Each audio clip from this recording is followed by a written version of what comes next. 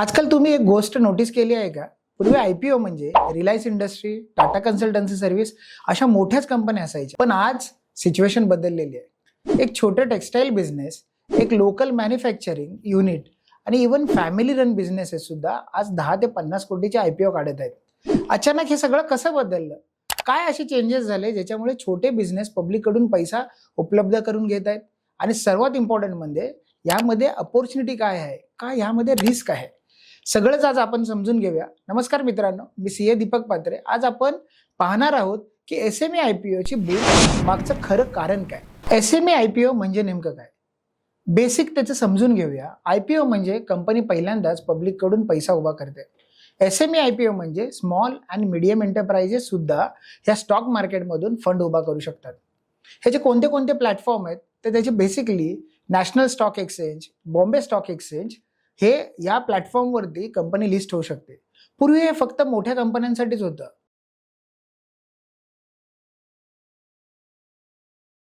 पण आता छोटे बिझनेस सुद्धा ह्या कंपन्या लिस्ट करू शकतात. एसएमई आयपीओची बूम ही आता का वाढली?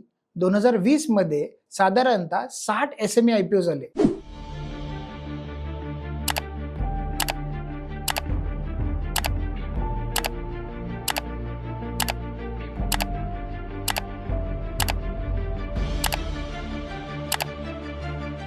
हाच आकडा 2023 मध्ये 180 पर्यंत पोहोचला आणि 2024 मध्ये तर जवळपास 4,500 करोड पर्यंत हा एसएमई आयपीओ मधून फंड उभा करण्यात आला. मग हे सगळं कसं पॉसिबल झालं? ही नॉर्मल ग्रोथ आहे की हा क्लिअर कट बूम आहे? हे आता आपण समजून घेऊया. काही रिअल एसएमईचे आयपीओ जे झाले त्याचे काही एक्झाम्पल्स आपण घेऊ. या ठिकाणी सगळ्यात पहिली कंपनी येते ती म्हणजे ड्रोन डेस्टिनेशन. या कंपनीमध्ये जी आयपीओ साईज होती ही जवळपास 30 कोटी होती. या कंपनीची इश्यू प्राइस, ज्यावेळी आपण एखादा शेअर इश्यू करतो त्यावेळी त्याची प्राइस होती 65 रुपये. पण ह्याची लिस्टिंग ही जवळपास 123 रुपयांवरती झाली, म्हणजे जवळपास 90% हा गेन झाला. दुसरी कंपनी म्हणजे Shivari spices and foods. IPO size जवळपास 90 कोटी आणि 300% अधिक हा ओव्हर सबस्क्राईब झाला. लिस्टिंग गेन जवळपास 60% होते. अशा पद्धतीने बऱ्याचशा कंपन्या ह्या लिस्टिंग वेळेला, आयपीओची साईज छोटी असते पण लिस्टिंग वेळेला खूप मोठ्या ओव्हर सबस्क्राईब किंवा मोठ्या प्रमाणावरती लिस्टिंग होतात. तर या सगळ्याचं कन्क्लुजन म्हणजे काय, तर छोटे बिझनेस सुद्धा 10 रुपयापासून 50 कोटी आयपीओ करून पब्लिक कडून पैसा हा जमवू शकतात. एसएमई आयपीओचा बूम का आला असेल? चला तर काही कारण समजून घेऊ. रिझन नंबर 1, बँक लोन मिळणं हे कठीण झालं.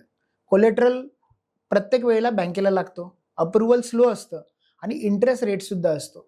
म्हणूनच बिझनेसमध्ये पब्लिक कडून फंडिंग घ्यायची ही नवीन कन्सेप्ट आली. Reason number 2, fast fund rising. म्हणजे ह्या आयपीओच्या माध्यमातून फास्ट आयपीओद्वारे आपण फंड उभा करू शकतो. कमी वेळात मोठा पैसा उभा करता येतो आणि ईएमआयचं ही प्रेशर नसतं. रिझन नंबर 3, ब्रँड व्हॅल्यू वाढते. कंपनी लिस्टेड झाली की ट्रस्ट वाढतो. कस्टमर, सप्लायर, इन्व्हेस्टर हे सगळेच्या सगळे ह्या कंपनीला सिरियसली घेतात. रिझन नंबर 4, ओनरचा फायदा हा फाउंडर शेअर्सला सेल करून मिळतो. म्हणजेच काय, तर अर्ली इन्व्हेस्टमेंट जी केलेली असते असे काही लोक ह्या ज्यावेळी आयपीओ लिस्ट होते त्यावेळी त्याच्यातून पैसा हा बाहेर काढू शकतात. त्यामुळे जो इनिशियली पैसा काही ब्लॉक झालेला असतो हा आयपीओच्या माध्यमातून आपली स्वतःची इक्विटी डायव्हर्ट करून सुद्धा पैसा बाहेर काढता येतो. रिझन नंबर 5, अत्यंत महत्वाचं म्हणजे एसएमईचे प्लॅटफॉर्म हे सोपे झालेत. एनएसई आणि बीएसई वरती लिस्टिंग करणं हे एकदम सोपं झालंय.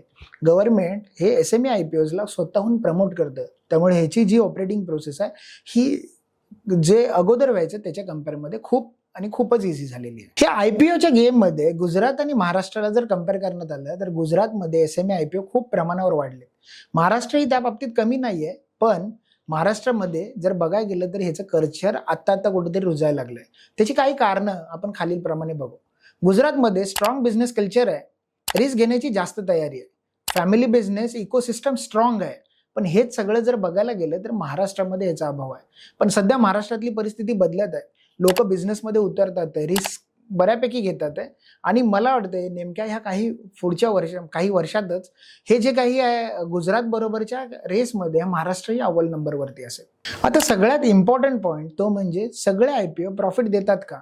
हे तुम्हा आम्हा साऱ्यांना सगळ्यांनाच प्रश्न पडलेला आहे. उत्तर म्हणजे हो किंवा नाही सुद्धा. काही स्टॉक हे 50% वरती जातात आणि काही स्टॉक हे 50% पेक्षा खाली पडतात. एसएमई स्टॉकमध्ये लिक्विडिटी कमी असते म्हणून एक्झिट करताना बऱ्याच वेळेला इझिली एक्झिट होत नाही. प्राइस मॅनिप्युलेशनचा रिस्क हा खूप मोठा असतो. अशामुळे ह्या SME IPOs मध्ये तुम्ही इन्व्हेस्ट करताना खूप ध्यानपूर्वक आणि केअरफुली तुम्हाला इन्व्हेस्ट करणं गरजेचं आहे. आता सगळ्यात इम्पॉर्टंट क्वेश्चन असा पडतो की कॉमन पीपलसाठी ह्याच्यामध्ये काही अपॉर्च्युनिटी आहे का? तर हो, नक्कीच अपॉर्च्युनिटी आहे. पण फक्त अपॉर्च्युनिटीज म्हणजे कशा पद्धतीने? तुम्हाला एखाद्या कंपनीचा फंडामेंटल अनालिसिस करावं लागेल, रिसर्च करावं लागेल, त्या कंपनीवरती डेट आहे का, त्याचबरोबर ती कंपनी प्रॉफिटमध्ये आहात का, त्याचबरोबर कंपनीचा बिझनेस जे ऑपरेशन आहे स्केलेबल आहे का नाही, प्रमोटर जे आहेत ते ट्रस्टवर्दी आहेत का, हे सगळ्याच बाजूने ज्यावेळी तुम्ही विचार कराल त्याचवेळी तुम्ही अशा स्मॉल SME IPOs मध्ये इन्व्हेस्ट करा. कारण ह्या SME IPOs मधून एक्झिट करण्याची जी प्रोसेस आहे खूप किचकट आहे, कारण ह्याच्यामध्ये लिक्विडिटीचा इश्यू असतो. त्यामुळे जर तुम्ही सामान्य पर्सन असाल आणि जर तुम्ही अशा SME IPOs मध्ये इन्व्हेस्ट करता तर त्याचे फंडामेंटल अनालिसिस केल्याशिवाय तुम्ही कुठल्याही पद्धतीने इन्व्हेस्टमेंट करू नका. आणि हो, जर तुम्ही बिझनेस ओनर असाल तर आजपासूनच तयारी करा. प्रॉपर अकाउंटिंग ठेवा, ट्रान्सपरंट बुक ठेवा, ग्रोथ प्लॅन तयार करा, जेणेकरून तुमच्या कंपनीलाही कोण कोणतरी मोठे इन्व्हेस्टर भेटतील. आजचा तुमचा जो बिझनेस आहे हा सुद्धा उद्या स्टॉक मार्केटमध्ये जाऊ शकतो, लिस्ट होऊ शकतो. त्याचमुळे IPO फक्त मोठ्या कंपन्यांसाठी नसतो. खरा क्वेश्चन हा आहे की तुमचा बिझनेस IPO साठी तयार आहे का? जर तुमचा बिझनेस IPO साठी तयार असेल तर मला खाली कमेंटमध्ये तुमच्या बिझनेसबद्दल माहिती कळवा, जेणेकरून आमची टीम ह्याच्यावरती वर्कआउट करेल आणि तुम्हाला त्या बाबतीत गाईड करेल. अशाच पद्धतीने जर तुम्हाला काही व्हिडिओ हवे असतील तर आमच्या चॅनलला लाईक, सबस्क्राईब आणि शेअर करायला विसरू नका. धन्यवाद.